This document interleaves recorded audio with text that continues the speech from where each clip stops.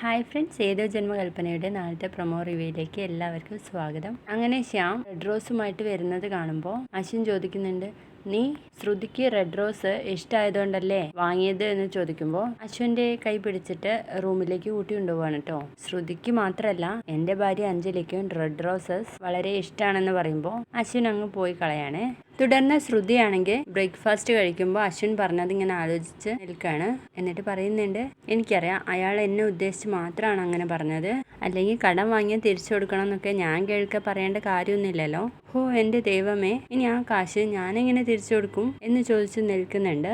അതിനുശേഷം നമ്മുടെ അശ്വിനാണെങ്കിൽ ലഞ്ചൊന്നും കൊണ്ടുപോകാത്തതുകൊണ്ട് ശ്രുതി ഓഫീസിലേക്ക് ലഞ്ച് കൊണ്ടുപോവാണ്. അപ്പോൾ ആ ഓഫീസിൽ എല്ലാവർക്കും കൊടുക്കുന്നുണ്ട്. അപ്പോൾ അശ്വിൻ വരുമ്പോൾ ശ്രുതി പറയുന്നുണ്ട്, ഞാൻ കൊണ്ടുവന്ന ഫുഡ് എല്ലാവർക്കും ഇഷ്ടമായെന്ന് പറഞ്ഞത്, നാളെയും ഇങ്ങനെയുള്ള ഫുഡ് കൊണ്ടുവരണം എന്നാണ് എല്ലാവരും പറയുന്നേ.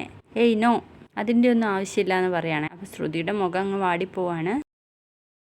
അങ്ങനെ അശ്വിൻ്റെ കേബിൻ്റെ അതിലൂടെ ശ്രുതി അങ്ങ് പോകുമ്പോൾ പെട്ടെന്ന് അങ്ങ് ശ്രദ്ധിക്കാൻ കേട്ടോ ശ്രുതി. അശ്വിനാണെങ്കിൽ ശ്രുതി കൊണ്ടുവന്ന ആ ഭക്ഷണം നന്നായിട്ട് ആസ്വദിച്ച് കഴിക്കുന്നത് കാണുകയാണ് കേട്ടോ. അത് കണ്ട് ഞെട്ടുന്നുണ്ട് ശ്രുതി. പ്രൊമോ ഇഷ്ടമെങ്കിൽ ലൈക്ക് ചെയ്യുക, സബ്സ്ക്രൈബ് ചെയ്യുക.